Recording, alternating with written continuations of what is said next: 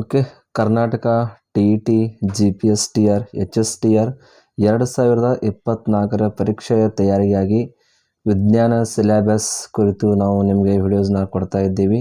So ಈ ವಿಜ್ಞಾನ ಸಿಲೆಬಸ್ಸಲ್ಲಿ ನಾವು ಫಸ್ಟ್ ತೊಗೊಂಡಿರೋದು ಈ ಕೆಮಿಸ್ಟ್ರಿ ಸಬ್ಜೆಕ್ಟು. ಇದರಲ್ಲಿ ಅಧ್ಯಾಯವನ್ನು ಸ್ಟಾರ್ಟ್ ಮಾಡಿದ್ದೀವಿ. ಸೊ ಇದರ ಪಾರ್ಟ್ 1 ವಿಡಿಯೋ ಕೆಳಗಡೆ ಲಿಂಕ್ನಲ್ಲಿ ಕೊಟ್ಟಿರ್ತೀವಿ. ಆ ಲಿಂಕ್ ಮೇಲೆ ಹೋಗಿ ನೀವು ಪಾರ್ಟ್ 1 ವಿಡಿಯೋಸ್ನ ನೀವು ನೋಡ್ಬೋದು. ಸೊ ಅಧ್ಯಾಯ 1 ಸ್ಟಾರ್ಟ್ ಆಗಿದ್ದು ರಸಾಯನಶಾಸ್ತ್ರದ ಮೂಲಭೂತ ಪರಿಕಲ್ಪನೆಗಳ ಬಗ್ಗೆ ನಾವು ನಿಮಗೆ ಒಂದು ಅಧ್ಯಾಯವನ್ನು ಸ್ಟಾರ್ಟ್ ಮಾಡಿದ್ವಿ. ಸೊ ಇದರಲ್ಲಿ ನಿಮಗೆ ಈಗಾಗಲೇ ಹೇಳಿದ್ವಿ ದ್ರವ್ಯ ಅಂದರೆ ಏನು, ರಸಾಯನಶಾಸ್ತ್ರ ಅಂದರೆ ಏನು, ರಸಾಯನಶಾಸ್ತ್ರ ಕೆಮಿಸ್ಟ್ರಿ ಈ ಪದ ಹೇಗೆ ಉತ್ಪತ್ತಿ ಆಯಿತು, ಅದರ ರಸಾಯನಶಾಸ್ತ್ರದ ಪಿತಾಮಹ ಯಾರು, ಆಧುನಿಕ ಪಿತಾಮಹರು ಯಾರಿಗೆ ನೊಬೆಲ್ ಪ್ರೈಸ್ ಸಿಕ್ಕಿತ್ತು, ಇದಾದಮೇಲೆ ಯಾವ್ಯಾವ ಬ್ರಾಂಚಸ್ ಕೆಮಿಸ್ಟ್ರಿಯಲ್ಲಿ ಬರುತ್ತೆ, ಐಯುಪೇಶಿ ಅಂದರೆ ಏನು. ಸೊ ಅದಾದಮೇಲೆ ರಸಾಯನಶಾಸ್ತ್ರದ ಮಹತ್ವ ಇಲ್ಲಿವರೆಗೂ ನಿಮಗೆ ನಾವು ಪಾರ್ಟ್ 1ರಲ್ಲಿ ಹೇಳಿದ್ವಿ. ಅದರ ಮುಂದಿನ ಒಂದು ಪಾರ್ಟ್ 2 ಇವತ್ತು ನಾವು ಸ್ಟಾರ್ಟ್ ಮಾಡ್ತಾ ಇದ್ದೀವಿ. ದ್ರವ್ಯರಾಶಿಯ ವರ್ಗೀಕರಣ ಅಂತ ಬರುತ್ತೆ. ಸೊ ಇಲ್ಲಿವರೆಗೂ ನಿಮಗೆ ಹೇಳಿದ್ದೆ. ಸೊ ಇಲ್ಲಿಂದ ಇದಕ್ಕಿಂತ ಮುಂಚೆ ಅಂದರೆ ರಸಾಯನಶಾಸ್ತ್ರದ ಮಹತ್ವ ಇಲ್ಲಿವರೆಗೂ ನಿಮಗಾಗಿತ್ತು. ಸೊ ಇವತ್ತಿನ ಈ ಒಂದು ಕ್ಲಾಸ್ನಲ್ಲಿ ನಾವು ದ್ರವ್ಯರಾಶಿಯ ವರ್ಗೀಕರಣ, ಆ್ಯಕ್ಚುಲಿ ದ್ರವ್ಯರಾಶಿಯ ವರ್ಗೀಕರಣ ಇರೋದಿಲ್ಲ. ದ್ರವ್ಯ ಅಂದರೆ ನಾವು ಇಂಗ್ಲೀಷ್ನಲ್ಲಿ ಅದಕ್ಕೆ ಮ್ಯಾಟರ್ ಅಂತ ಕರಿತೀವಿ. ಸೊ ಮ್ಯಾಟರ್ನ ಯಾವ ಥರ ನಮಗೆ ಕ್ಲಾಸಿಫಿಕೇಶನ್ ಮಾಡೋಕ್ಕೆ ಬರುತ್ತೆ, ವರ್ಗೀಕರಣ. ಸೊ ನಿಮ್ಗೆ ಗೊತ್ತಿರ್ಬೋದು ಸ್ನೇಹಿತರೆ, ಯಾವುದೇ ಒಂದು ಸಬ್ಸ್ಟೆನ್ಸ್ ಇದ್ದರೆ ಅಥವಾ ಯಾವುದೇ ಒಂದು ಮ್ಯಾಟ್ರಸ್ ಇದ್ದರೆ ನಾವು ಎಷ್ಟು ಭಾಗಗಳನ್ನಾಗಿ ವರ್ಗೀಕರಿಸಲು ಬರುತ್ತೆ. ನಿಮ್ಗೆ ಗೊತ್ತಿರ್ಬೋದು, ಘನದಲ್ಲಿ ನಾವು ವರ್ಗೀಕರಣ ಮಾಡ್ತೀವಿ, ದ್ರವದಲ್ಲಿ ಅದನ್ನು ವರ್ಗೀಕರಣ ಮಾಡ್ತೀವಿ, ಅನಿಲದಲ್ಲಿ ಅದನ್ನು ವರ್ಗೀಕರಣ ಮಾಡ್ತೀವಿ. ಅದ್ರ ಬಿಟ್ಟರೆ ಎಕ್ಸ್ಟ್ರಾ ಅಂದರೆ ಪ್ಲಾಸ್ಮಾಗಳೆಂದು ಸೊ 4 ಪ್ರಕಾರಗಳಾಗಿ ಅದನ್ನು ವಿಂಗಡಿಸಲು ಬರುತ್ತೆ ನಮಗೆ.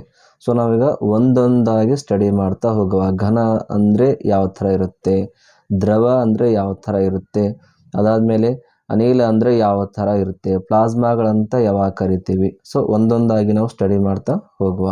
ಸೊ ಘನ ಇದನ್ನೇ ನಾವು ಇಂಗ್ಲೀಷ್ನಲ್ಲಿ ಸಾಲಿಡ್ಸ್ ಅಂತ ಕರಿತೀವಿ. ಸಾಲಿಡ್ಸು. ಸೊ ಸಾಲಿಡ್ಸ್ ಬಗ್ಗೆ ನಿಮ್ಗೆ ಗೊತ್ತಿರ್ಬೋದು. ಫಾರ್ ಎಕ್ಸಾಂಪಲ್ ನಿಮ್ಮ ಹತ್ರ ಮುಂದೆ ನಿಮ್ಮ ಮೊಬೈಲ್ ಇದೆ, ಚಾಕ್ ಪೀಸ್ ಇರುತ್ತೆ, ಪೆನ್ ಇರುತ್ತೆ. ಸೊ ಇವೆಲ್ಲ ಘನ ರೂಪದಲ್ಲಿರ್ತಕ್ಕಂಥ ವಸ್ತುಗಳು. ಘನ ಅಂದರೆ ಆ್ಯಕ್ಚುಲಿ ಏನಿರುತ್ತೆ, ಇದು ನಿರ್ದಿಷ್ಟವಾದಂಥ ಗಾತ್ರ ಮತ್ತು ಆಕಾರವನ್ನು ಹೊಂದಿರುತ್ತೆ. ನೋಡಿ, ಇದಕ್ಕೆ ನಿರ್ದಿಷ್ಟವಾದಂಥ ಒಂದು ಗಾತ್ರ ಇರುತ್ತೆ. ಗಾತ್ರ ಮತ್ತು ಆಕಾರ ಅಂದರೆ ಸೇಪ್ ಆ್ಯಂಡ್ ವಾಲ್ಯೂಮ್ ಇದಕ್ಕೆ ಫಿಕ್ಸ್ ಆಗಿರುತ್ತೆ. ಫಾರ್ ಎಕ್ಸಾಂಪಲ್ ನಿಮ್ಮ ಹತ್ರ ಮೊಬೈಲ್ ಇದೆ ನಿಮ್ಮ ಮುಂದೆ ಈಗ ಸದ್ಯ. ಸೊ ಇದರ ಕವರ್ ನೋಡಿ, ಇಂತಿಷ್ಟೇ ಸೈಜ್ ಅಂದರೆ ಲೆಂತ್ ಇರುತ್ತೆ, ವಿಡ್ತ್ ಇರುತ್ತೆ, ಮತ್ತು ಅದಕ್ಕೆ ಥಿಕ್ನೆಸ್ ಇರುತ್ತೆ, ಇಂತಿಷ್ಟೇ ಅಂತ ಅದಕ್ಕೆ ಫಿಕ್ಸ್ ಮಾಡಿರ್ತಾರೆ, ಹೌದಲ್ವಾ. ಸೊ ಇದು ಒಂಥರ ಸಾಲಿಡ್ ಸಬ್ಸ್ಟೆನ್ಸು. ಅಂದರೆ ಅದರಲ್ಲಿ ಇರ್ತಕ್ಕಂಥ ಅಣುಗಳು ಜೋಡಣೆ ಹೆಂಗಾಗಿರುತ್ತಪ್ಪ ಅಂದರೆ ಒತ್ತೊತ್ತಾಗಿ ಅದರಲ್ಲಿ ಇರ್ತಕ್ಕಂಥ ಅಣುಗಳ ಜೋಡಣೆ ಆಗಿರುತ್ತೆ. ಸೊ ಅದಕ್ಕೆ ನಾವು ಘನ ಅಂದರೆ ಸಾಲಿಡ್ಸ್ ಅಂತ ಕರಿತೀವಿ. ಎಕ್ಸಾಂಪಲ್ ಕೊಟ್ಟಿದ್ದಾರೆ ನೋಡಿ, ಕಲ್ಲಿದೆ, ಮಣ್ಣು, ಪೆನ್ಸಿಲು, ಪುಸ್ತಕ, ಬೇಕಾದ ನೀವು ಸಾಲಿಡ್ ಘನ ಇರತಕ್ಕಂಥ ಬೇಕಾದ ಎಕ್ಸಾಂಪಲ್ಸ್ಗಳನ್ನು ನೀವು ರೈಟ್ ಮಾಡಬಹುದು, ಆಯಿತಾ. ಇನ್ನು ದ್ರವ ಅಂದರೆ ಇದನ್ನೇ ನಾವು ಇಂಗ್ಲೀಷಲ್ಲಿ ಲಿಕ್ವಿಡ್ಸ್ ಅಂತ ಕರಿತೀವಿ. ಲಿಕ್ವಿಡ್ಸು. ಸೊ ಈ ಲಿಕ್ವಿಡ್ಸ್ನ ತಗೊಂಡ್ರೆ ಇದಕ್ಕೆ ನೋಡಿ ನಿರ್ದಿಷ್ಟವಾದಂಥ ಗಾತ್ರ ಇರುತ್ತೆ, ಆದರೆ ನಿರ್ದಿಷ್ಟವಾದಂಥ ಆಕಾರ ಹೊಂದಿರೋದಿಲ್ಲ. ನೋಡಿ, ಈಗ ನೀವು ದ್ರವ ಪದಾರ್ಥ ಫಾರ್ ಎಕ್ಸಾಂಪಲ್ ನೀವೀಗ ನೀರಿದೆ. ಸೊ ಈ ನೀರನ್ನ ನೀವು ಗ್ಲಾಸ್ನಲ್ಲಿ ತಗೊಂಡ್ರೆ ಅದಕ್ಕೆ ನಿರ್ದಿಷ್ಟ ಆಕಾರ ಹೊಂದಿರೋದಿಲ್ಲ. ಯಾಕೆಂದರೆ ನೀವು ನೀರನ್ನ ಗ್ಲಾಸ್ನಲ್ಲಿ ತೊಗೊಂಡ್ರೆ ಗ್ಲಾಸ್ ಥರದ ಸೇಪ್ ತಯಾರಾಗುತ್ತೆ. ಅದೇ ಥರ ನೀವು ಬೀಕರ್ನಲ್ಲಿ ತೊಗೊಂಡ್ರೆ ಬೀಕರ್ ಸೇಪ್ ತಯಾರಾಗುತ್ತೆ. ಅಥವಾ ನೀವು ಕ್ಯಾನಲ್ಲಿ ಇಟ್ಟರೆ ಕ್ಯಾನ್ ಥರ ಸೇಪ್ ತಯಾರಾಗುತ್ತೆ. ಸೊ ಅದಕ್ಕೆ ಯಾವುದೇ ರೀತಿ ನಿರ್ದಿಷ್ಟವಾದಂಥ ಆಕಾರ ಇರಲ್ಲ. ಬಟ್ ಅದಕ್ಕೆ ಇರೋದೇನು ನಿರ್ದಿಷ್ಟವಾದಂಥ ಗಾತ್ರ ಅಂದರೆ ವಾಲ್ಯೂಮ್ ಮಾತ್ರ ಅದಕ್ಕೆ ಫಿಕ್ಸ್ ಇರುತ್ತೆ. 1 ಲೀಟ್ರ್ ತೊಗೊಳ್ಳಿ, 10 ಲೀಟ್ರ್ ತೊಗೊಳ್ಳಿ, 1000 ಲೀಟ್ರ್ ತೊಗೊಳ್ಳಿ. ಬಟ್ ನೀವು ಯಾವ ಶೇಪ್ನಲ್ಲಿ ಅದಕ್ಕೆ ಇಡ್ತೀರ ಆ ಶೇಪ್ನಲ್ಲಿ ಅದು ಕನ್ವರ್ಟ್ ಆಗುತ್ತೆ. ಇದೆ ಜಸ್ಟ್ ಹೇಳಿದೆ ನಿಮಗೆ, ಗ್ಲಾಸು, ಬೀಕರು, ಟ್ಯಾಂಕು, ಸಿಂಟೆಕ್ಸು ಎಲ್ಲಿ ಬೇಕಾದಲ್ಲಿ ಇಡಿ, ಏನು ಪ್ರಾಬ್ಲಮ್ ಇಲ್ಲ. ಸೊ ಅದಕ್ಕೆ ನಿರ್ದಿಷ್ಟವಾದ ಆಕಾರ ಇರೋದಿಲ್ಲ, ಬಟ್ ನಿರ್ದಿಷ್ಟವಾದಂಥ ಗಾತ್ರ ಮಾತ್ರ ಹೊಂದಿರುತ್ತೆ. ಉದಾಹರಣೆಗಾಗಿ ನೀವು ಬೇಕಾದನ್ನ ತೊಗೋಬೋದು. ಹಾಲಿದೆ, ನೀರಿದೆ, ಎಣ್ಣೆ ಇದೆ, ಬೇಕಾದ ಎಕ್ಸಾಂಪಲ್ನ ನೀವು ತೊಗೋಬಹುದು. ಇನ್ನು ಗ್ಯಾಸ್ ಅಂದರೆ ನಾವು ಅದಕ್ಕೆ ಕನ್ನಡದಲ್ಲಿ ಅನಿಲ ಅಂತ ಕರಿತೀವಿ. ಅನಿಲ ಅದಕ್ಕೆ ಗ್ಯಾಸಸ್ ಸ್ಟೇಟ್ ಅಂತ ಕರಿತೀವಿ. ಸೊ ಗ್ಯಾಸಸ್ ಸ್ಟೇಟ್ ಎಲ್ಲ ನಿಮ್ಗೆ ಗೊತ್ತಿರ್ಬೋದು ಆಲ್ರೆಡಿ. ಸೊ ನಿರ್ದಿಷ್ಟವಾದಂಥ ಗಾತ್ರ ಮತ್ತು ಆಕಾರ ಹೊಂದಿರೋದಿಲ್ಲ. ಯಾಕಂದರೆ ನೀವು ಸದ್ಯ ರೂಮ್ನಲ್ಲಿ ಇದ್ದೀರ. ಸೊ ನಿಮ್ಮ ರೂಮ್ನಲ್ಲಿ ಹೈಡ್ರೋಜನ್ ಇದೆ, ಆಕ್ಸಿಜನ್ ಇದೆ, ನೈಟ್ರೋಜನ್ ಗ್ಯಾಸ್ ಕೂಡ ಇರುತ್ತೆ, ಹೌದಲ್ವಾ. ಸೊ ಇದಕ್ಕೆ ಯಾವುದೇ ರೀತಿ ಒಂದು ಸ್ಪೆಸಿಫಿಕ್ ಸೇಪ್ ಆ್ಯಂಡ್ ವಾಲ್ಯೂಮ್ ಇರೋದಿಲ್ಲ, ಹೌದಲ್ವಾ. ಸೊ ಬೆಸ್ಟ್ ಎಕ್ಸಾಂಪಲ್ ಕೊಟ್ಟಿದ್ದಾರೆ, ಗಾಳಿ ಕೊಟ್ಟಿದ್ದಾರೆ, ಕಾರ್ಬನ್ ಡೈಆಕ್ಸೈಡ್ ಇದೆ, ಹೈಡ್ರೋಜನ್ಸ್ ಇದೆ. ಸೊ ಇವೆಲ್ಲ ನಮ್ಮ ರೂಮ್ನಲ್ಲಿ ಇರುತ್ತೆ ಆಲ್ರೆಡಿ, ಬಟ್ ನಮಗೆ ನೋಡೋಕ್ಕಾಗಲ್ಲ, ಬಟ್ ಅದಕ್ಕೆ ನಾವು ಸೆನ್ಸ್ ಆಗುತ್ತೆ, ನಮಗೆ ಸ್ಮೆಲ್ ಬರಬಹುದು. ಅಂದರೆ ಅದಕ್ಕೆ ಯಾವುದೇ ರೀತಿ ನಿರ್ದಿಷ್ಟವಾದಂಥ ಗಾತ್ರ ಮತ್ತು ಆಕಾರ ಹೊಂದಿರೋದಿಲ್ಲ. ಅವಕ್ಕೆ ನಾವು ಗ್ಯಾಸ್ ಅಥವಾ ಅನಿಲ ಅಂತ ಕರಿತೀವಿ. ಹೌದಾ? ಇನ್ನು 4th ಒನ್ ಇದೆ ಪ್ಲಾಸ್ಮಾ. ಪ್ಲಾಸ್ಮಾದ ಬಗ್ಗೆ ಹೇಳಬೇಕಂದ್ರೆ ನಿಮಗೆ ಮ್ಯಾಕ್ಸಿಮಮ್ ಎಲ್ಲರಿಗೂ ಗೊತ್ತಿರುತ್ತೆ, 3 ಸ್ಟೇಟ್ಸ್ ಅಂತ ಗೊತ್ತು, solid, liquid and gases. So plasma ಇದೇನಿದೆ ಅಂದರೆ ದ್ರವ್ಯದ ಒಂದು 4ನೇ ಸ್ಥಿತಿಯಾಗಿದೆ. ಅತಿ ಶಕ್ತಿಯುತ ಮತ್ತು ಅತಿ ಉಚ್ಚಯುತ ಕಣಗಳನ್ನು ಒಳಗೊಂಡ ಸ್ಥಿತಿಯಾಗಿದೆ. ನೋಡಿ, ಇದರಲ್ಲಿರ್ತಕ್ಕಂಥ ಕಣಗಳು ಹೆಂಗಿರುತ್ತವೆ ಅಂದರೆ ಅತಿ ಉತ್ತೇಜಕ ಅಂದರೆ ಅತಿ ಆ್ಯಕ್ಟಿವ್ ಆಗಿರ್ತಕ್ಕಂಥ ಕಣಗಳನ್ನು ಅದು ಹೊಂದಿರುತ್ತೆ ಮತ್ತು ಶಕ್ತಿಯುತವಾಗಿರುತ್ತೆ. ಈ ಕಣಗಳು ಅಯಾನೀಕರಣಗೊಂಡ ರೂಪದಲ್ಲಿರುತ್ತವೆ. ನೋಡಿ, ಅಯಾನೀಕರಣ ಅಂತ ಕೊಟ್ಟಿದೆ. ಅಯಾನೀಕರಣ ಅಂದರೆ ಏನು? ಒಂದು ವಸ್ತು ಬ್ರೇಕ್ ಡೌನ್ ಆದ ನಂತರ ನಮಗೆ ಸಿಗೋದಲ್ಲಿ ಪಾಸಿಟಿವ್ ಮತ್ತು ನೆಗೆಟಿವ್ ಚಾರ್ಜ್ ಇರ್ತಕ್ಕಂಥ ಅಯಾನ್ಸ್ಗಳಲ್ಲಿ ಸಿಗಬೇಕು. ಸೊ ಅದಕ್ಕೆ ಅಯೋನೇಷನ್ ಅಂತ ಕರಿತೀವಿ. ಸೊ ಈ ಥರ ಆ ಕಣಗಳು ಹೆಂಗಿರುತ್ತವೆ ಅಂದರೆ ಅಯಾನೀಕರಣಗೊಂಡ ರೂಪದಲ್ಲಿ ಇರುತ್ತವೆ. ಸೊ ಪ್ರತಿದೀಪ್ತಿ ಟ್ಯೂಬ್ ಮತ್ತು ನಿಯಾನ್ ಸೈನ್ ಬಲ್ಬ್ಗಳು ಪ್ಲಾಸ್ಮಾ ಸ್ಥಿತಿಯಲ್ಲಿ ಇರುತ್ತವೆ. ನೋಡಿ, ನಿಯಾನ್ ಸೈನ್ ಬಲ್ಬ್ಗಳು ಕೂಡ ಹೆಂಗಿರುತ್ತವೆ ಅಂದರೆ ಪ್ಲಾಸ್ಮಾ ಸ್ಥಿತಿಯಲ್ಲಿ ಇರುತ್ತವೆ. ಸೂರ್ಯ ಮತ್ತು ನಕ್ಷತ್ರಗಳು ಪ್ರಜ್ವಲಿಸಲು ಕಾರಣ ಅವುಗಳಲ್ಲಿನ ಪ್ಲಾಸ್ಮಾ. ನೋಡಿ, ನಮ್ಮ ಆಕಾಶದಲ್ಲಿ ಕಾಣಿಸ್ತೇವೆ, ನಮಗೆ ಸೂರ್ಯ ಕಾಣಿಸ್ತೇವೆ, ನಕ್ಷತ್ರ ಕಾಣಿಸ್ತೇವೆ, ಚುಕ್ಕೆ ಕಾಣಿಸ್ತೇವೆ. ಈ ಥರ ಅವು ಪ್ರಜ್ವಲಿಸಲು ಮುಖ್ಯವಾದಂಥ ಕಾರಣ ಏನಪ್ಪ ಅಂದರೆ ಅದರಲ್ಲಿರ್ತಕ್ಕಂಥ ಪ್ಲಾಸ್ಮಾ. ಇದು ನಿಮ್ಮ ನೆನಪಿನಲ್ಲಿಟ್ಕೊಳ್ಳಿ. ನಕ್ಷತ್ರಗಳು ರಾತ್ರಿ ವೇಳೆಯಲ್ಲಿ ಹೊಳೆಯುತ್ತವೆ, ಮಿಂಚ್ತವೆ ಅಂತ ನಾವು ಅಂತೀವಿ. ಸೊ ಅದಕ್ಕೆ ರೀಸನ್ ಏನಪ್ಪ ಅಂದರೆ ಪ್ಲಾಸ್ಮಾ. ನಕ್ಷತ್ರಗಳನ್ನ ಅತಿ ಹೆಚ್ಚಿನ ಉಷ್ಣತೆಯು ಅವುಗಳನ್ನ ಪ್ಲಾಸ್ಮಾ ಉಂಟಾಗಲು ಕಾರಣವಾಗಿದೆ. ಅವುಗಳ ಪ್ಲಾಸ್ಮಾ ಯಾಕೆ ತಯಾರಾಗುತ್ತೆ ಅಂದರೆ ಅದರಲ್ಲಿ ಇರ್ತಕ್ಕಂಥ ಅತಿ ಹೆಚ್ಚಿನ ಉಷ್ಣತೆ. ಇದೇ ಒಂದು ರೀಸನ್ನಿಂದ ಅಲ್ಲಿ ಪ್ಲಾಸ್ಮಾ ಕ್ರಿಯೇಟ್ ಆಗುತ್ತೆ. ಪ್ಲಾಸ್ಮಾ ಕ್ರಿಯೇಟ್ ಆಯ್ತಂದರೆ ಸೊ ನಕ್ಷತ್ರಗಳು ಪ್ರಜ್ವಲಿಸಲು ಕಾರಣ ಆಗ್ತವೆ. ನಾವು ನೆನಪಲ್ಲಿರ್ತಕ್ಕಂಥ ಒಂದು ಪಾಯಿಂಟ್ಸು. ಹೌದಾ? ಇನ್ನು ರಾಸಾಯನಿಕ ಸಂಯೋಜನೆ ಆಧಾರದ ಮೇಲೆ ದ್ರವ್ಯಗಳನ್ನು ಎರಡು ಗುಂಪುಗಳನ್ನಾಗಿ ಮತ್ತೆ ಅದನ್ನ ವರ್ಗೀಕರಿಸ್ತಾರೆ. ರಾಸಾಯನಿಕ ಸಂಯೋಜನೆ ಅಂದರೆ ಕೆಮಿಕಲ್ ರಿಯಾಕ್ಷನ್ ಆಧಾರದ ಮೇಲೆ ಅವುಗಳನ್ನು 2 ಮತ್ತೆ ವರ್ಗಗಳನ್ನಾಗಿ ಅವುಗಳನ್ನು ವರ್ಗೀಕರಿಸ್ತಾರೆ. ನೋಡಿ, ಸೊ ಇವುಗಳ ಪ್ರಕಾರ ಮೊದಲನೇದು ಏನಪ್ಪ ಅಂದರೆ ಶುದ್ಧ ವಸ್ತುಗಳು. ಅದನ್ನು ಇಂಗ್ಲೀಷ್ನಲ್ಲಿ ಪ್ಯೂರ್ ಸಬ್ಸ್ಟೆನ್ಸ್ ಅಂತ ಕರಿತೀವಿ. Pure and impure substance.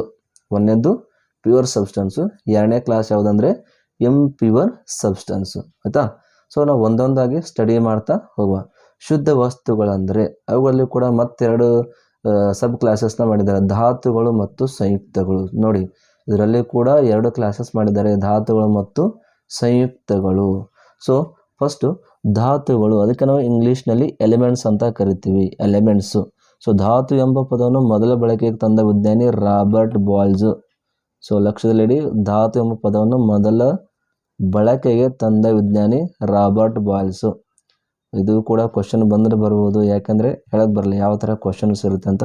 So ಹೀಗಾಗಿ ಇದನ್ನು ನೀವು ನೆನಪಿಟ್ಕೊಳ್ಳಿ. ಧಾತು ತಂದವರು ಯಾರು ಅಂದರೆ ರಾಬರ್ಟ್ ಬಾಯ್ಲ್ಸು. ಸೊ ಪ್ರತಿಯೊಂದು ಧಾತು ಒಂದೇ ತರಹದ ಅತ್ಯಂತ ಸೂಕ್ಷ್ಮ ಕಣಗಳಿಂದ ಮಾಡಲ್ಪಟ್ಟಿರುತ್ತೆ. ಈ ಕಣಗಳಿಗೆ ಪರಮಾಣು ಅಂತ ಕರೀತಾರೆ. ನಿಮ್ಗೆ ಗೊತ್ತಿರ್ಬೋದು, ಯಾವುದೇ ಒಂದು ಎಲಿಮೆಂಟ್ಸ್ನ ತೊಗೊಂಡ್ರೆ ಒಂದೇ ಥರದ ಅಲ್ಲಿ ಪಾರ್ಟಿಕಲ್ಸ್ಗಳಿಂದ ಅದು ಮಾಡಲ್ಪಟ್ಟಿರುತ್ತೆ. ಸೊ ಅದಕ್ಕೆ ನಾವೇನಂತೀವಿ ಆಟಮ್ಸ್ ಅಂತ ಕರಿತೀವಿ. ಪಾರ್ಟಿಕಲ್ಸ್ ಅಂದರೂ ಅದೇ, ಆಟಮ್ಸ್ ಅಂದರೂ ಅದೇ. ಸೊ ಆಟಮ್ಸ್ ಸೇಮ್ ಆಟಮ್ಸ್ಗಳಿಂದ ಕೂಡಿರ್ತಕ್ಕಂಥ ಒಂದು ಎಲಿಮೆಂಟ್ಸು, ಅದಕ್ಕೆ ನಾವು ಆಟಮ್ಸ್ ಅಂತ ಕರಿತೀವಿ. ಸೊ ಒಂದು ಧಾತುವಿನ ಎಲ್ಲ ಪರಮಾಣುಗಳು ಒಂದೇ ಆಗಿರುತ್ತವೆ ಮತ್ತು ಬೇರೆ ಬೇರೆ ಧಾತುಗಳ ಪರಮಾಣುಗಳು ಬೇರೆ ಬೇರೆ ಆಗಿರುತ್ತವೆ. ಇದು ಕೂಡ ಒಂದು ನೆನಪಿಡ್ತಕ್ಕಂಥ ಪಾಯಿಂಟ್ಸ್ ಆಗಿದೆ. ನೋಡಿ, ಒಂದೇ ಧಾತುವಿನ ಎಲ್ಲ ಪರಮಾಣುಗಳು ಅಂದರೆ ಒಂದು ಎಲಿಮೆಂಟ್ಸ್ ಇತ್ತಂದರೆ ಆ ಎಲಿಮೆಂಟ್ಸ್ ಇರ್ತಕ್ಕಂಥ ಆಟಮ್ಸ್ಗಳು ಎಲ್ಲ ಸೇಮ್ ಇರ್ತವೆ, ಬೇರೆ ಡಿಫ್ರೆಂಟ್ ಆಗಿರಲ್ಲ. ಅದಾದಮೇಲೆ ಕೊಟ್ಟಿದ್ದಾರೆ ನೋಡಿ, ಬೇರೆ ಬೇರೆ ಧಾತುಗಳ ಪರಮಾಣುಗಳು ಬೇರೆ ಬೇರೆ ಆಗಿರುತ್ತೆ. ಸೊ ನಾವು ಡಿಫ್ರೆಂಟ್ ಎಲಿಮೆಂಟ್ಸ್ ತೊಗೊಂಡ್ರೆ ಆ ಎಲಿಮೆಂಟ್ಸ್ ತಕ್ಕಂತೆ ಅದರಲ್ಲಿ ಆಟಮ್ಸ್ಗಳು ಇರ್ತವೆ. ಹೌದಾ? ನೆಕ್ಸ್ಟು, ಒಂದು ಧಾತುವನ್ನು ಮತ್ತೊಂದು ಧಾತುವಾಗಿ ಪರಿವರ್ತಿಸಲು ಸಾಧ್ಯವಿಲ್ಲ.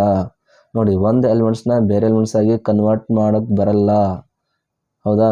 ಸೊ ಕಾಪರ್ ಇದೆ, ಕಾಪರ್ ಹೋಗಿ ಪ್ರೆಸ್ ಮಾಡೋಕ್ಕೆ ಬರ್ತಾ ಅಥವಾ ಅಲ್ಯೂಮಿನಿಯಂ ಮಾಡೋಕ್ಕೆ ಬರ್ತಾ ಬರಲ್ಲ. ಇದು ಕೂಡ ನೀವು ನೆನಪಿಡ್ತಕ್ಕಂಥ ಒಂದು ಪಾಯಿಂಟ್ಸು. ಇನ್ನು ಬೇರೆ ಬೇರೆ ಧಾತುಗಳ ಸಂಯೋಜನೆಯಿಂದ ಹೊಸ ಧಾತು ಸೃಷ್ಟಿಸಲು ಸಾಧ್ಯವಿಲ್ಲ. ನೋಡಿ, ಬೇರೆ ಬೇರೆ ಎಲಿಮೆಂಟ್ಸ್ ತೊಗೋತೀವಿ, ಅದರ ಕೆಮಿಕಲ್ ರಿಯಾಕ್ಷನ್ ಮಾಡ್ತೀವಿ, ಅದ್ರ ಮೇಲೆ ಹೊಸದೊಂದು ಎಲಿಮೆಂಟ್ಸ್ನ ನಮಗೆ ಸೃಷ್ಟಿ ಮಾಡೋಕ್ಕೆ ಸಾಧ್ಯನೇ ಇಲ್ಲ. ಇದು ಕೂಡ ನೆನಪಿಟ್ಕೊಳ್ಳಿ. ಪ್ರತಿಯೊಂದು ಧಾತು ನಿರ್ದಿಷ್ಟವಾದಂಥ ಕುದಿಯುವ ಮತ್ತು ಕರಗುವ ಬಿಂದುನ ಹೊಂದಿರುತ್ತೆ. ಇದು 100% ಕರೆಕ್ಟು.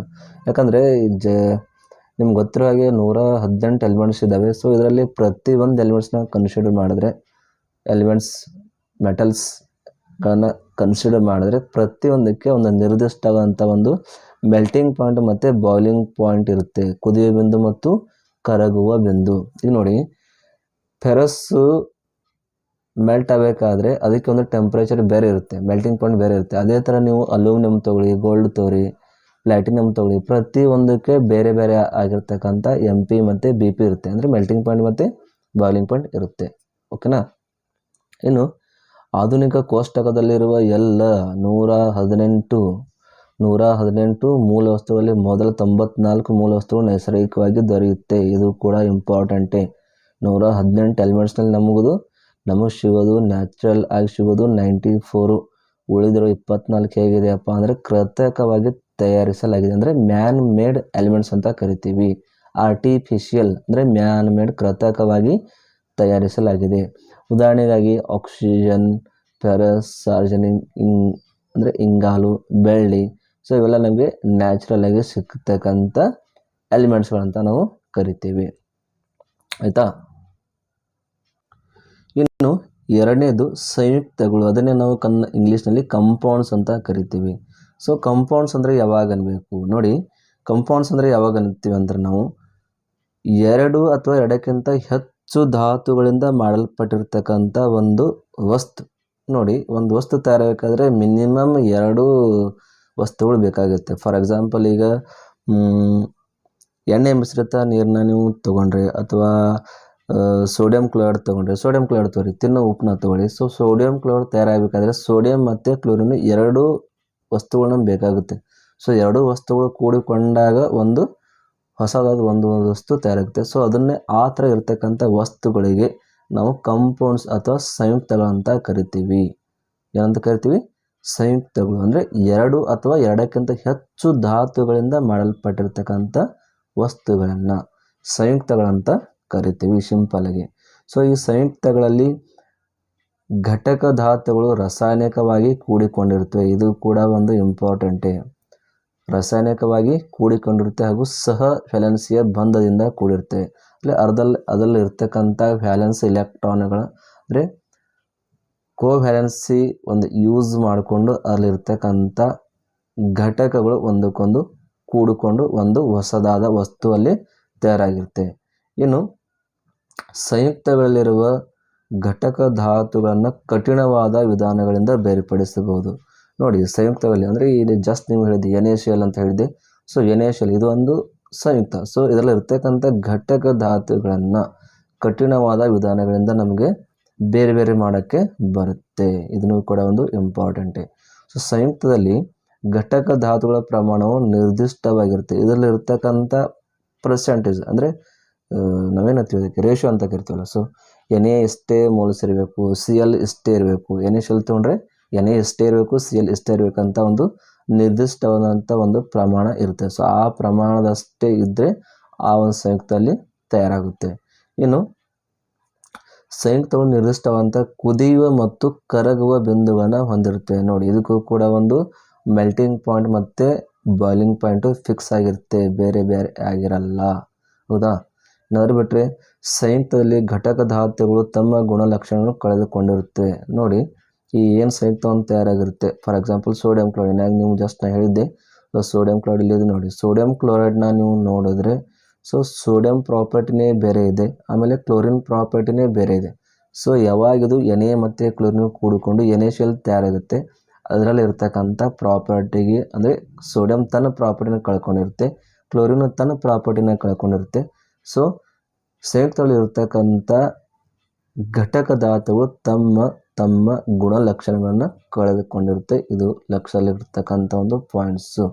ಅದೇ ಥರ H2SO4 ಕೂಡ ಇದೆ, ಕ್ಯಾಲ್ಸಿಯಂ ಕಾರ್ಬೋನೇಟ್ ಇದೆ. ನೋಡಿ, ಕ್ಯಾಲ್ಸಿಯಂ ಮತ್ತು ಕಾರ್ಬೋನೇಟ್ 2 ಕಾರ್ಬನ್ ಮತ್ತು ಆಕ್ಸಿಜನ್ ಕೂಡಿಕೊಂಡು ಕ್ಯಾಲ್ಸಿಯಂ ಕಾರ್ಬನ್ ತಯಾರಾಗುತ್ತೆ. ಸೊ ಇದು ಕೂಡ ಒಂದು ಕಂಪೌಂಡ್ಸ್ ಅಂತ ನಾವು ಕರಿತೀವಿ. ಆಯಿತಾ, ಇದು ಎರಡು ಮೇನು ಕ್ಲಾಸಸ್. ಇದರಲ್ಲಿ ಅಂದರೆ ಶುದ್ಧ ವಸ್ತುಗಳು ಅಂದರೆ ಪ್ಯೂರ್ ಸಬ್ಸ್ಟೆನ್ಸ್ಗಳಲ್ಲಿ ಇದು ಎರಡು ಕ್ಲಾಸಸ್, ಧಾತುಗಳು ಮತ್ತು ಸಂಯುಕ್ತಗಳು. ಇದಾದಮೇಲೆ ಸೆಕೆಂಡ್ ಒಂದು ಕ್ಲಾಸ್ ಬರುತ್ತೆ ಮಿಕ್ಸ್ಚರ್ ಅಥವಾ ಮಿಶ್ರಣ ಅಂತ ನಾವು ಕರಿತೀವಿ, ಮಿಕ್ಸ್ಚರ್ಸ್. ಸೊ ಈ ಮಿಶ್ರಣ ಅಥವಾ ಮಿಕ್ಸ್ಚರ್ಸ್ ಅಂತ ಯಾವಾಗ ಕರಿತೀವಿ ಅಂದರೆ ನೋಡಿ, ನಿಮ್ಮ ಹೆಡ್ಡಿಂಗ್ನಲ್ಲೇ ಗೊತ್ತಾಗುತ್ತೆ. ಮಿಶ್ರಣ ಅಂದರೆ ಏನಿರುತ್ತೆ ಹೇಳಿ, ಎರಡು ಅಥವಾ ಎರಡಕ್ಕಿಂತ ಹೆಚ್ಚು ವಸ್ತುಗಳಿಂದ ಮಾಡಲ್ಪಟ್ಟಿರ್ತಕ್ಕಂಥ ಒಂದು ವಸ್ತು. ಈ ವಸ್ತುಗಳಿಗೆ ಘಟಕ ವಸ್ತುಗಳಂತ ಕೂಡ ಕರೀತಾರೆ, ಆದರೆ ರಾಸಾಯನಿಕವಾಗಿ ಕೂಡಿರುವುದಿಲ್ಲ. ನೋಡಿದರೆ ಕರೆಕ್ಟ್ ಹೆಂಗಿರುತ್ತಂದರೆ, ಎರಡು ಅಥವಾ ಎರಡಕ್ಕಿಂತ ಹೆಚ್ಚು ವಸ್ತುಗಳನ್ನು ಮಿಕ್ಸಪ್ ಮಾಡಿ ತಯಾರಾಗಿರ್ತಕ್ಕಂಥ ಒಂದು ವಸ್ತು. ಸೊ ಎಕ್ಸಾಂಪಲ್ ಹೇಳಬೇಕಂದ್ರೆ ನಿಮಗೆ ವಾಟರ್ ಆ್ಯಂಡ್ ಆಯಿಲು, ವಾಟರ್ ಬೇರೆನಿದೆ, ಆಯಿಲ್ ಬೇರೆನಿದೆ. ಸೊ ಎರಡು ಯಾವಾಗ ನಾವು ಮಿಕ್ಸ್ ಮಾಡ್ತೀವಿ, ಇವೆರಡೂ ಕೂಡಿ ಒಂದು ಮಿಕ್ಸರ್ ತಯಾರಾಗುತ್ತೆ, ಬಟ್ ಲೇಯರ್ಸ್ ಎರಡು ಕ್ರಿಯೇಟ್ ಆಗುತ್ತೆ. ನೋಡಿ, ನೀವು ವಾಟರ್ ತೊಳಿ ಒಂದು ಬೇಕರ್ನಲ್ಲಿ, ಅದ್ರ ಮೇಲೆ ಸ್ವಲ್ಪ ಎಣ್ಣೆ ಹಾಕಿ, ಆಯಿಲ್ ಹಾಕಿ, ಸೊ ಎರಡು ಲೇಯರ್ ನಿಮಗೆ ಸ್ಪಷ್ಟವಾಗಿ ಕಾಣಿಸುತ್ತೆ. ಇದರ ಅರ್ಥ ಮಿಕ್ಸರ್ ಆಗಿದೆ, ಬಟ್ ಎರಡು ಮಿಕ್ಸ್ ಆಗಿರಲ್ಲ. So it is one type of the mixture ಅಂತ ನಾವು ಹೇಳ್ತೀವಿ, ಅಥವಾ ಮಡ್ಡಿ ಮಿಶ್ರಿತ ನೀರು ಅಂತ ನಾವು ಹೇಳ್ತೀವಿ. ಇದನ್ನು ನಾವು ಇನ್ನೊಂದು ಭಾಷೆ ಹೇಳಬೇಕಂದ್ರೆ ಅಸಮಜಾತ ಮಿಶ್ರಣ ಅಂತ ಕೂಡ ಇದಕ್ಕೆ ಕರೀತಾರೆ.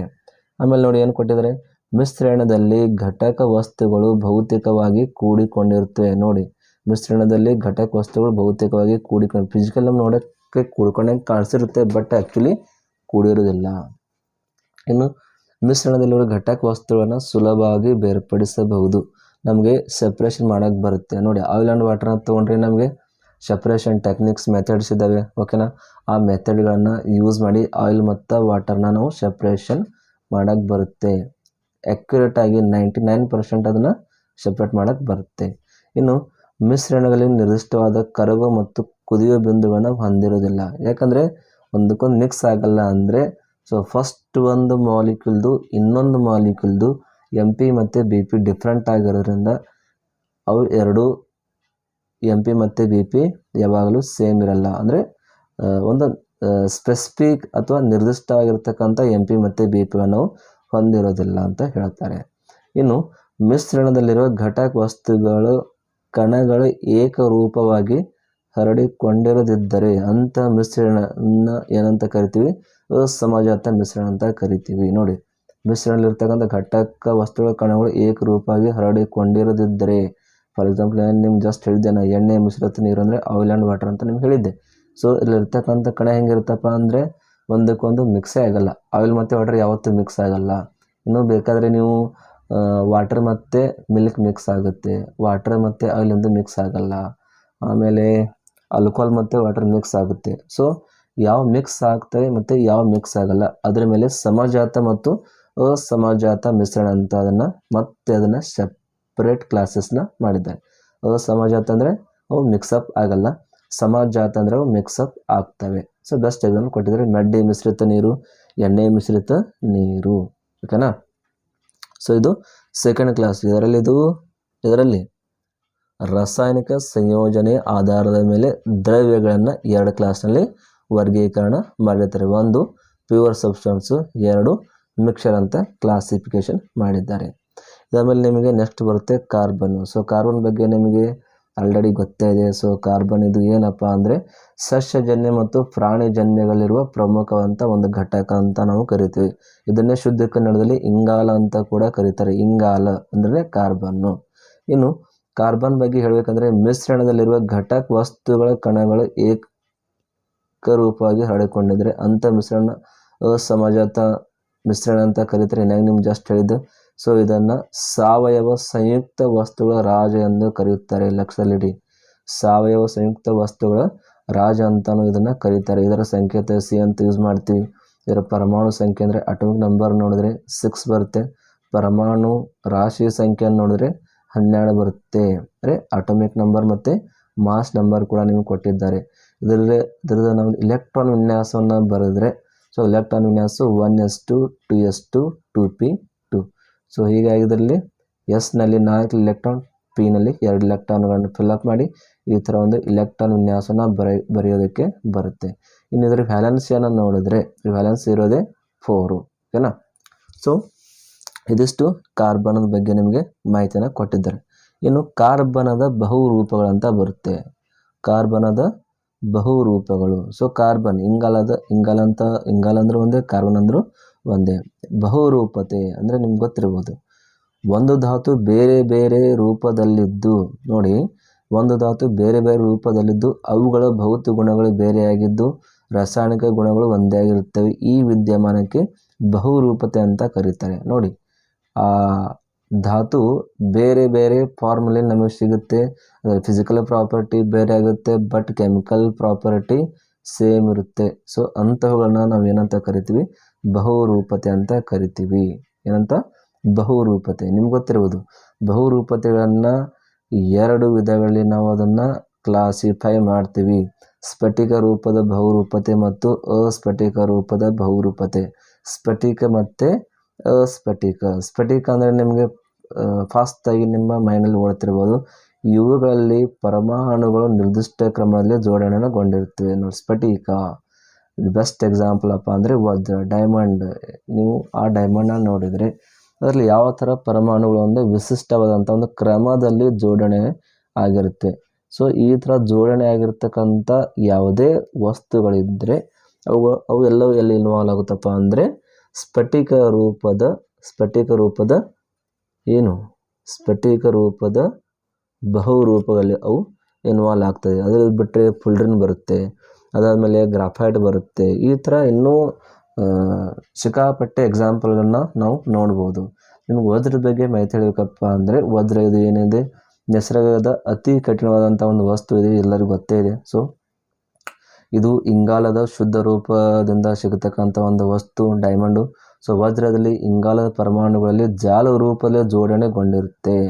ಜಾಲ ರೂಪ ಅಂದರೆ ಒಂಥರ ಪಿರಾಮಿಡ್ಸ್ ಥರ ಅದರಲ್ಲಿ ಒಂದು ಜೋಡಣೆಗಳು ಒಳಗೊಂಡಿರುತ್ತೆ. ಸೊ ಈ ಕಾರಣಕ್ಕೆ ವಜ್ರಕ್ಕೆ ಕಠಿಣತೆ ಬಂದಿರುತ್ತೆ. ವಜ್ರ ಅದ್ವಿತೀಯವಾಗಿ ಹೊಳೆಯುತ್ತದೆ. ಶುದ್ಧ ವಜ್ರಕ್ಕೆ ಯಾವುದೇ ಬಣ್ಣವಿಲ್ಲ. ಇದು ಉಷ್ಣ ಮತ್ತು ವಿದ್ಯುತ್ತಿನ ಅವಾಹಕವಾಗಿದೆ. ಇದ್ರ ಮೇಲೆ ಯಾವುದೇ ಟೆಂಪ್ರೇಚರ್ ಮತ್ತು ಕರೆಂಟ್ನ ಇಫೆಕ್ಟ್ ಆಗಲ್ಲ. ಆಯಿತಾ? ಇನ್ನು ಭೂಮಿಯ ಮೇಲ್ಮೈಯಿಂದ 100 ಕಿಲೋಮೀಟರ್ ಆಳದಲ್ಲಿ ಅತ್ಯಂತ ಹೆಚ್ಚಿನ ತಾಪ ಮತ್ತು ಒತ್ತಡ ಸ್ಥಿತಿಯಲ್ಲಿ ವಜ್ರವು ಉತ್ಪತ್ತಿಯಾಗುತ್ತೆ. ನೋಡಿ, ಭೂಮಿಯ ಮೇಲ್ಮೈದಿಂದ ಅಂದರೆ ಅರ್ತ್ ಸರ್ಫೇಸಿಂದ 100 ಕಿಲೋಮೀಟರ್ ನಾವು ಒಳಗಡೆ ಹೋದರೆ ಅಲ್ಲಿ ಅತಿ ಜಾಸ್ತಿ ಟೆಂಪ್ರೇಚರು ಮತ್ತು ಜಾಸ್ತಿ ಪ್ರೆಷರ್ ಇದ್ದಾಗ ಅಲ್ಲಿ ಈ ಒಂದು ಕಾರ್ಬನ್ದಿಂದ ಈ ಒಂದು ಡೈಮಂಡು ಕ್ರಿಯೇಟ್ ಆಗುತ್ತೆ. ತಂತಾನೆ ಅದು ಕ್ರಿಯೇಟ್ ಆಗಿರುತ್ತೆ. ಸೊ ಜ್ವಾಲಾಮುಖಿ ಸಂಭವಿಸಿದಾಗ ಮೇಲಕ್ಕೆ ಬರುತ್ತೆ. ಯಾವಾಗ ಜ್ವಾಲಾಮುಖಿ ಆಗುತ್ತೆ, ಸೊ ಆ ಒಂದು ಕಂಡೀಷನ್ದಲ್ಲಿ ಈ ಏನಾಗುತ್ತೆ ಅಂದರೆ ವಜ್ರ ಮೇಲೆ ಭೂಮಿ ಮೇಲೆ ಬಂದಿರುತ್ತೆ. ಸೊ ವಜ್ರ ಚತುರ್ಮುಖಿ ಜೋಡಣೆ ಹೊಂದಿದೆ. ಚತುರ್ಮುಖಿ ಅಂದರೆ ಅದಕ್ಕೆ 4 ಮುಖಗಳ ಜೋಡಣೆ ಒಂದು ಇರುತ್ತೆ. ಸೊ ಅದಕ್ಕೆ ಚತುರ್ಮುಖ ಜೋಡಣೆ ಅಂತ ಕರಿತೀವಿ. ಸಾಮಾನ್ಯವಾಗಿ ವಜ್ರ ಯಾವುದೇ ರಾಸಾಯನಿಕ ಕ್ರಿಯೆಯಲ್ಲಿ ಮುಕ್ತವಾಗಿ ಭಾಗವಹಿಸೋದಿಲ್ಲ, ಅಂದರೆ ಇದ್ರ ಮೇಲೆ ಯಾವುದೇ ಕೆಮಿಕಲ್ ಇಫೆಕ್ಟೇ ಆಗಲ್ಲ. ಸೊ ಇನ್ನು 1073 ಕೆಲ್ವಿನ್ ತಾಪದಲ್ಲಿ ಕಾಯಿಸಿದಾಗ ಇದು ಇಂಗಾಲ್ ಡೈಆಕ್ಸೈಡ್ ಆಗಿ ಅಂದರೆ ಕಾರ್ಬನ್ ಡೈಆಕ್ಸೈಡ್ ಆಗಿ ಪರಿವರ್ತನೆ ಹೊಂದುತ್ತೆ. ಅಂದರೆ ಎಷ್ಟು ಟೆಂಪ್ರೇಚರ್ ಕೊಡಬೇಕು ನಾವು? 1073 ಕೆಲ್ವಿನ್. ಇದು ಕೆಲ್ವಿನ್ದಲ್ಲಿದೆ. ಅದನ್ನು ಬೇಕಾದ್ರೆ ನೀವು ಸೆಲ್ಸಿಯಸ್ನಲ್ಲಿ ಕನ್ವರ್ಟ್ ಮಾಡ್ಕೋಬಹುದು. ಅಂದರೆ ಇದ್ದ ವ್ಯಾಲ್ಯೂನಲ್ಲಿ 273.15 K ಇದನ್ನು ಮೈನಸ್ ಮಾಡಿದ್ರೆ ನಮಗೆ ಸೆಲ್ಸಿಯಸ್ನಲ್ಲಿ ಆನ್ಸರ್ ಸಿಗುತ್ತೆ. ಸೊ ಅಷ್ಟು ಸೆಲ್ಸಿಯಸ್ನಲ್ಲಿ ನಾವು ಡೈಮಂಡ್ನ ಹೀಟ್ ಮಾಡಿದ್ರೆ, ಅದನ್ನು ಕಾಯಿಸಿದ್ರೆ, ಸೊ ನಮಗೆ CO2 ಫಾರ್ಮೆಟ್ನಲ್ಲಿ ಅದು ಪರಿವರ್ತನೆ ಆಗಿದ್ದು ಸಿಗುತ್ತೆ. ಇನ್ನು ಶುದ್ಧ ಇಂಗಾಲ ನೋಡಿ, ಇಲ್ಲಿ ರಿಯಾಕ್ಷನ್ ಕೊಟ್ಟಿದ್ದಾರೆ. ಅದರದ್ದು ಕಾರ್ಬನ್ ಪ್ಲಸ್ O2 ಏನು ಸಿಗುತ್ತೆ ನಮಗೆ? 1073 ಕೆಲ್ವಿನ್ಗೆ ಹೀಟ್ ಮಾಡಿದಾಗ CO2. ಈ CO2 ಅನ್ನು 3773 ಕೆಲ್ವಿನ್ಗೆ ಕಾಯಿಸಿದಾಗ ವಜ್ರ ಉಂಟಾಗುತ್ತೆ. ನೋಡಿ, ಇದರ ರಿಯಾಕ್ಷನಲ್ಲಿ ಫಾರ್ವರ್ಡ್ ರಿಯಾಕ್ಷನ್ ಮತ್ತು ಬ್ಯಾಕ್ವರ್ಡ್ ರಿಯಾಕ್ಷನ್ ಎರಡೂ ಕೂಡ ಒಂದರಲ್ಲಿ ಕೊಟ್ಟಿದ್ದಾರೆ. ವಜ್ರನ ಅಂದರೆ ಶುದ್ಧ ಕಾರ್ಬನ್ನ 3273ದಿಂದ 3773ಗೆ ಕಾಯಿಸಿದಾಗ ವಜ್ರ ಉಂಟಾಗುತ್ತೆ. ಪ್ಯೂರ್ ಕಾರ್ಬನ್ನ ಕಾಯಿಸಬೇಕು, ಹೀಟ್ ಮಾಡೋಕ್ಕೆ ಎಷ್ಟು ಟೆಂಪ್ರೇಚರ್ಗೆ, ಎಷ್ಟೇ ಒಂದು ಟೆಂಪ್ರೇಚರ್ ಇಲ್ಲಿ ಕೊಟ್ಟಿದ್ದಾರಲ್ಲ, ಎಷ್ಟು ಟೆಂಪ್ರೇಚರ್ಗೆ ನೀವು ಹೀಟ್ ಮಾಡಿದಾಗ ಸೊ ನಮಗೆ ವಜ್ರ ಅಂದರೆ ಡೈಮಂಡಲ್ಲಿ ಸಿಗುತ್ತೆ. ಇನ್ನು ವಜ್ರದ ಉಪಯೋಗ ಏನಂತ ನಿಮ್ಗೆ ಆಲ್ರೆಡಿ ಗೊತ್ತೇ ಇದೆ. ಸೊ ಅತಿ ಕಡಿಮೆ ಬೆಲೆ ಬಾಳುವ ಬೂದು ಬಣ್ಣ ವಜ್ರವನ್ನು ಬಂಡೆ, ಕೊರೆ ಮತ್ತು ಗಾಜು ಕತ್ತರಿಸುವ ಉದ್ಯಮದಲ್ಲಿ ಇದನ್ನು ಬಳಸ್ತಾರೆ. ನಿಮ್ಗೆ ಗೊತ್ತಿರ್ಬೋದು, ಅಂದರೆ ಕಲ್ಲು ಕೊರೆಯೋ ಮೆಷಿನ್ ಇರುತ್ತೆ ಅಥವಾ ಗಾಜು ಕಟ್ ಮಾಡೋ ಮೆಷಿನ್ಸ್ಗಳೇನಿರ್ತವೆ. ಸೊ ಅದರಲ್ಲಿ ಅದನ್ನು ಕಟ್ ಮಾಡುವ ಒಂದು ಮಷಿನರಿ ಅಂತ ಅದನ್ನು ಯೂಸ್ ಮಾಡ್ತಾರೆ. ಇನ್ನು ಇತರೆ ವಜ್ರಗಳನ್ನು ಕತ್ತರಿಸಲು ಕೂಡ ಇದನ್ನು ಯೂಸ್ ಮಾಡ್ತಾರೆ. ಆಭರಣಗಳನ್ನು ತಯಾರು ಮಾಡೋ ಸಲುವಾಗಿ ಅಂದರೆ ಉಂಗುರ ಇರ್ಬೋದು, ನೆಕ್ಲೆಸ್ ಇರ್ಬೋದು, ಇನ್ನೂ ಯಾವುದೇ ಜ್ಯುವೆಲ್ರಿಗೆ ಸಂಬಂಧಪಟ್ಟಿರ್ತಕ್ಕಂಥ ಯಾವುದೇ ವಸ್ತುಗಳಿರ್ಬೋದು ಅದನ್ನು ತಯಾರು ಮಾಡೋಕ್ಕೆ ವಜ್ರನ ಯೂಸ್ ಮಾಡ್ತಾರೆ ಆಯಿತಾ. ಇನ್ನು ಸೆಕೆಂಡ್ ಒನ್ ನಾವು ತಗೊಂಡ್ರೆ ಸೆಕೆಂಡ್ ಒನ್ನು ಫುಲ್ರಿನ್ ಅಂತ ಬರುತ್ತೆ, ಫುಲ್ಲೆರಿನು. ಸೊ ಫುಲ್ರಿನ್ ಕೂಡ ಇದು ಕೂಡ ಒಂದು ಕಾರ್ಬನ್ದ ಒಂದು ಬಹುರೂಪತೆಯ ಒಂದು ರೂಪ ಇದೆ. ಸೊ ಫುಲ್ರಿನ್ ಇದು ಅತ್ಯಂತ ಹೆಚ್ಚು ಪರಮಾಣುಗಳನ್ನು ಹೊಂದಿದ ಬಹುರೂಪದ. ಸೊ ಕಾರ್ಬನಲ್ಲಿ ಜಾಸ್ತಿ ಪರಮಾಣುಗಳು ಅಂದರೆ ಕಾರ್ಬನ್ ಜಾಸ್ತಿ ಐಟಮ್ಸ್ಗಳು ಪ್ರೆಸೆಂಟ್ ಇರೋದೇ ಈ ಫುಲ್ರಿನ್ಸ್ನಲ್ಲಿ. ಇದರಲ್ಲಿ ಕನಿಷ್ಠ ಎಷ್ಟು ಇರ್ತವೆ ಅಂದರೆ 60 ಕಾರ್ಬನ್ ಐಟಮ್ಸ್ಗಳು ಇದರಲ್ಲಿ ಮಿನಿಮಮ್ ಪ್ರೆಸೆಂಟ್ ಇರುತ್ತೆ. ಸೊ ಇದರ ರೂಪ ಹೆಂಗೆ ಕಾಣಿಸುತ್ತಪ್ಪ ಅಂದರೆ ನಮಗೆ ಚೆಂಡಿನ ಆಕಾರದಲ್ಲಿ ಇದು ಜೋಡಣೆ ಆಗಿರುತ್ತೆ. ಅಂದರೆ ಒಂದು ಪೆಂಟಾಗೋನಲ್ ಆಮೇಲೆ ಒಂದು ಹೆಕ್ಸಾಗೋನಲ್ ಈ ಫಾರ್ಮೆಟ್ನಲ್ಲಿ ನಮಗೆ ನೋಡೋಕ್ಕೆ ಸಿಗುತ್ತೆ. ಇದು ಸಾಮಾನ್ಯವಾಗಿ ಯಾವುದೇ ರಾಸಾಯನಿಕ ಕ್ರಿಯೆಯಲ್ಲಿ ಭಾಗವಹಿಸೋದಿಲ್ಲ. ಸೊ ಇದು ಕೂಡ ಒಂದು ಇಂಪಾರ್ಟೆಂಟ್ ಪಾಯಿಂಟ್ ಇದಕ್ಕೆ. ಆಮೇಲೆ ಹೆಚ್ಚಿನ ತಾಪದಲ್ಲಿ ಆಮ್ಲಜನಕದೊಂದಿಗೆ ವರ್ತಿಸಿ. ನೋಡಿ, ಹೆಚ್ಚಿನ ತಾಪದಲ್ಲಿ ಅಂದರೆ ಫುಲ್ರಿನ್ಸ್ ಮತ್ತು ಆಕ್ಸಿಜನ್ ರಿಯಾಕ್ಟ್ ಆದಾಗ CO2 ಇದರಲ್ಲಿಂದ ಬಿಡುಗಡೆ ಆಗ್ತಾ ಇರುತ್ತೆ. ಇನ್ನು ಕಾರ್ಬನ್ ಹೊಸ ಬಹುರೂಪದ ಫುಲ್ರಿನನ್ನು 1985ರಲ್ಲಿ ಕಂಡುಕೊಳ್ಳುತ್ತೆ. ಇದನ್ನು ಬಕ್ ಮಿನ್ಸ್ಟರ್ ಫುಲ್ಲರ್ ಎಂಬ ಅಮೇರಿಕದ ವಾಸ್ತುಶಿಲ್ಪಿ ಹೆಸರಿನಿಂದ ಬಕ್ ಮಿನ್ಸ್ಟರ್ ಫುಲ್ಲರ್ ಎಂದ ಇದನ್ನು ಕರೆಯಲಾಗುತ್ತೆ. ನೋಡಿ, ಇದನ್ನು ಅಮೇರಿಕ ವಾಸ್ತುಶಿಲ್ಪಿ ಇರ್ತಾನೆ. ಸೊ ಅವನ ಒಂದು ನೆನಪಿನಗೋಸ್ಕರ ಇದನ್ನು ಬಕ್ ಮಿನ್ಸ್ಟರ್ ಫುಲ್ರಿನ್ ಅಂತ ಇದನ್ನು ಕರೆಯಲಾಗುತ್ತೆ. ಏಕೆಂದರೆ ಫುಲ್ರಿನ್ನ ಗುಮ್ಮಟ ಮಾದರಿಕ ಕಟ್ಟಡಗಳು C60 ಅಣುವಿನ ಉಂಗುರ ರಚನೆ ಹೋಲುತ್ತಿದ್ದವು. ಸೊ C60 ಅಣುಗಳನ್ನು ಬಕಿ ಬಾಲ್ಸ್ ಅಂತ ಕೂಡ ಕರೀತಾರೆ. ಇದು ಹಳದಿ ಬಣ್ಣದ ಘನ ವಸ್ತು ಆಗಿದೆ. ಸೊ ಈ ಥರ ಇದಕ್ಕೆ ಬಕ್ ಮಿನ್ಸ್ಟರು, ಬಕ್ ಬಾಲು ಅಥವಾ ಫುಲ್ರಿನ್ ಅಂತ ಇದಕ್ಕೆ ಹೆಸರು ಕೂಡ ಬಂದಿದೆ. ಇನ್ನು ಫುಲ್ರಿನ್ನ ಆವಿಷ್ಕರಿಸಿದ ವಿಜ್ಞಾನಿಗಳಾದ ರಾಬರ್ಟ್ ಕರ್ಲ್, ಹೆರಾಲ್ಡ್ ಕ್ರೋಟೋ ಮತ್ತು ರಿಚರ್ಡ್ ಸ್ಮಾಲಿ ಅವರು 1996ರಲ್ಲಿ ರಸಾಯನಶಾಸ್ತ್ರ ನೊಬೆಲ್ ಪ್ರೈಸನ್ನು ಪಡಿತಾರೆ ಲಕ್ಷದಲ್ಲಿ. ಸೊ ಇದು ಕೂಡ ನಿಮಗೆ ಇಂಪಾರ್ಟೆಂಟ್ ಇದೆ. ಫುಲ್ರಿನ್ನ ರಿಸರ್ಚ್ ಮಾಡಿದವರು ಇವರೇ, ಯಾರಂದರೆ ರಾಬರ್ಟ್ ಕರ್ಲ್, ಹೆರಾಲ್ಡ್ ಕ್ರೋಟೋ ಮತ್ತು ರಿಚರ್ಡ್ ಸ್ಮಾಲಿ. ಇವರು 1996ರಲ್ಲಿ ಇದರ ಕುರಿತಂಥ ಒಂದು ನೊಬೆಲ್ ಪ್ರೈಸ್ನ ಪಡಿತಾರೆ. ಇನ್ನು ಫುಲ್ರಿನ್ ಕೂಡ ನಮಗೆ ಸಿಕ್ಕಾಪಟ್ಟೆ ಯೂಸ್ ಇದೆ. ನೋಡಿ, 10ರಿಂದ 40K ಅಂದರೆ ಇಷ್ಟು ಟೆಂಪ್ರೇಚರ್ನಲ್ಲಿ ನಾವು ಅದನ್ನು ಫುಲ್ರಿನ್ಗಳನ್ನು ಸೂಪರ್ ಕಂಡಕ್ಟಾಗಿ ಯೂಸ್ ಮಾಡೋಕ್ಕೆ ಬರುತ್ತೆ. 10 ಕೆಲ್ವಿನ್ ಟು 40 ಕೆಲ್ವಿನ್ ಟೆಂಪ್ರೇಚರ್ನಲ್ಲಿ ಇದನ್ನು ಸೂಪರ್ ಕಂಡಕ್ಟರ್ ಅಂತ ಬಳಸ್ತಾರೆ. ಇವು ಚೆಂಡಿನಂತೆ ಗೋಲಾಕಾರವಾಗಿರೋದ್ರಿಂದ ಇವುಗಳನ್ನು ಲುಬ್ರಿಕಂಟ್ಸ್ಗಳಾಗಿ ಬಳಸ್ತಾರೆ. ಲುಬ್ರಿಕಂಟ್ಸ್ ಅಂದರೆ ಮಷಿನ್ಗಳು ಏನು ಫ್ರಿಕ್ಷನ್ ಆಗ್ತಾವಲ್ಲ, ಸೊ ಫ್ರಿಕ್ಷನ್ನ ಸ್ಟಾಪ್ ಮಾಡೋಕ್ಕೆ ಲುಬ್ರಿಕಂಟ್ಸ್ ಅಂದರೆ ಗ್ರೀಸು ಆಗಲಿ ಬೇರೆ ಬೇರೆ ಲಿಕ್ವಿಡ್ಸ್ಗಳನ್ನು ಮಷಿನ್ಗಳಲ್ಲಿ ಯೂಸ್ ಮಾಡ್ತಾರೆ. ಸೊ ಫ್ರಿಕ್ಷನ್ ಆಗಬಾರಂತ, ಸೊ ಅದಕ್ಕೆ ನಾವು ಲುಬ್ರಿಕಂಟ್ಸ್ ಅಂತ ಕರಿತೀವಿ. ಸೊ ಆ ಲುಬ್ರಿಕಂಟ್ಸ್ಗಳನ್ನ ತಯಾರು ಮಾಡೋ ಸಲುವಾಗಿ ಇದನ್ನು ಯೂಸ್ ಮಾಡ್ತಾರೆ. ಇನ್ನು ಮೂರನೇ ಯೂಸ್ ಏನಪ್ಪ ಅಂದರೆ ನ್ಯಾನೋ ರೇಡಿಯೋ ಮತ್ತು ನ್ಯಾನೋ ಪೇಪರ್ಗಳಲ್ಲಿ ಇದನ್ನು ಮುಖ್ಯವಾಗಿ ಬಳಸ್ತಾರೆ. ಸೊ ಇಷ್ಟು ಫುಲ್ರಿನ್ನ ಯೂಸಸ್ಗಳಿವೆ. ಇದಾದಮೇಲೆ ನೆಕ್ಸ್ಟ್ ಬರೋದು ನಿಮಗೆ ಗ್ರಾಫೈಟು. ಇನ್ನು ಗ್ರಾಫೈಟ್ ಬಗ್ಗೆ ಹೇಳೋದಾದರೆ ಇದು ಕೂಡ ಒಂದು ಕಾರ್ಬನ್ದ ಒಂದು ಬಹುರೂಪತೆ, ಒಂದು ಶುದ್ಧವಾದಂಥ ಒಂದು ಬಹುರೂಪ ಇದೆ. ಸೊ ಇದರಲ್ಲಿ ಕೂಡ ಹೊಳಪು ಹೊಂದಿದ್ದು ಕಪ್ಪು ಬಣ್ಣದ ಒಂದು ಘನವಸ್ತು ಇದಾಗಿರುತ್ತೆ. ಯಾವುದು? ಗ್ರಾಫೈಟು. ಸೊ ಇದು ವಜ್ರಕ್ಕಿಂತಲೂ ಮೃದುವಾದಂಥ ಒಂದು ಸ್ವಭಾವವನ್ನು ಹೊಂದಿರುತ್ತೆ. ಇದರ ಪರಮಾಣುಗಳು ಪದರ ರೂಪದಲ್ಲೇ ಜೋಡಣೆಗೊಳಗೊಂಡಿರುತ್ತೆ. ಸೊ ಇದಾದಮೇಲೆ ಇದರ ಪರಮಾಣುಗಳ ಜೋಡಣೆ ಷಡ್ಭುಜಾಕೃತಿಯಲ್ಲಿರ್ತವೆ. ಷಡ್ಭುಜಾಕೃತಿ. ಸೊ ಒಂಥರ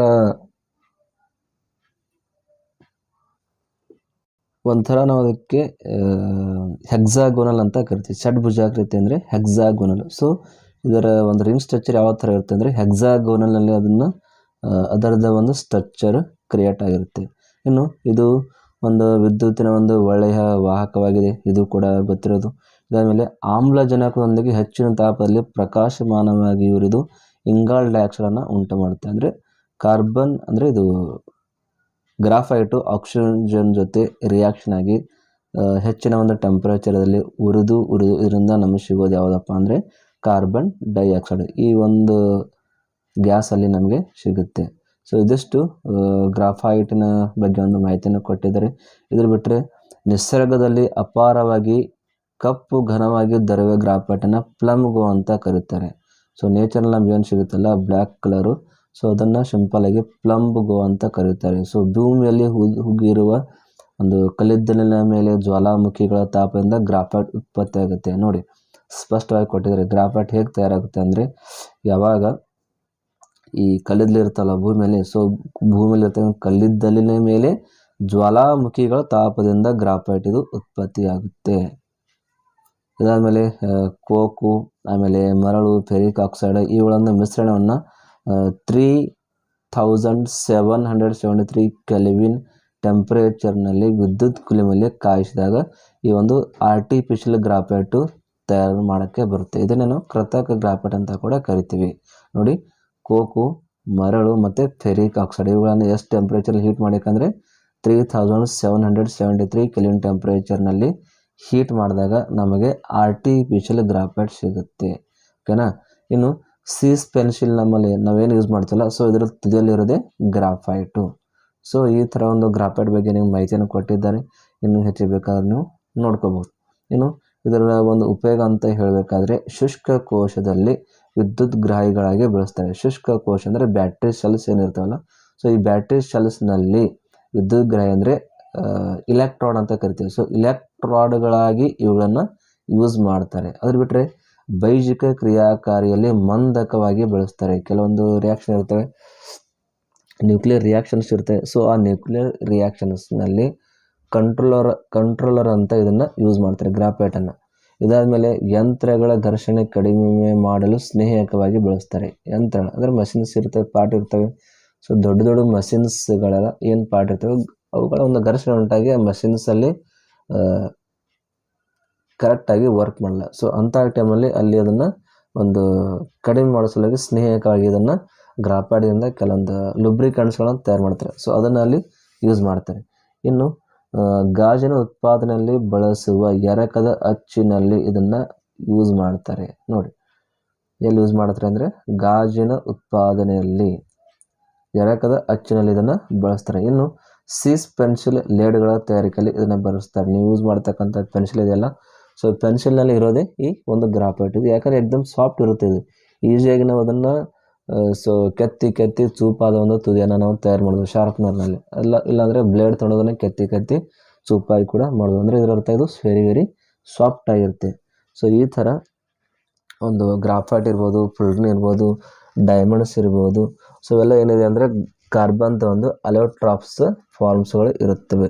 ಸೊ ಬಹುರೂಪತೆ ಅಂದರೆ ಅಲೋಟ್ರಾಪ್ಸ್. ಸೊ ಈ ಥರ ಒಂದು ಕಾರ್ಬನ್ ಅಲೋಟ್ರಾಪ್ಸ್ ಬಗ್ಗೆ ನಿಮಗೆ ಮಾಹಿತಿಯನ್ನು ಕೊಟ್ಟಿದ್ದಾರೆ. ಇದನ್ನು ಓದ್ಕೊಳ್ಳಿ. ಇನ್ನು ಇದಾದಮೇಲೆ ನೆಕ್ಸ್ಟ್ ಬರುತ್ತೆ ನಿಮಗೆ ಅಶುದ್ಧ ಬಹುರೂಪಗಳು. ಅಂದರೆ ಪರಮಾಣುಗಳ ನಿರ್ದಿಷ್ಟ ಕ್ರಮದಲ್ಲಿ ಜೋಡಣೆ ಅದರಲ್ಲಿ ಇರೋದಿಲ್ಲ. ಸೊ ಅದಕ್ಕೆ ನಾವು ಅಶುದ್ಧವಾದಂಥ ಒಂದು ಬಹುರೂಪತೆ ಅಥವಾ ಅಲೋಟ್ರಾಪ್ಸ್ ಅಂತ ಕರಿತೀವಿ. ಸೊ ಅದನ್ನು ನಾವು ಮುಂದಿನ ಒಂದು ಕ್ಲಾಸ್ನಲ್ಲಿ ನೋಡೋಣ. ಅಲ್ಲಿವರೆಗೂ ಇದನ್ನು ಸ್ಟಡಿ ಮಾಡಿ. ಆಮೇಲೆ ಪಾರ್ಟ್ 1ನ ಏನು ಕ್ಲಾಸ್ ವಿಡಿಯೋದಿಲ್ಲ ಅದನ್ನು ಕೆಳಗಡೆ ನಾವು ಲಿಂಕಲ್ಲಿ ಕೊಟ್ಟಿರ್ತೀವಿ.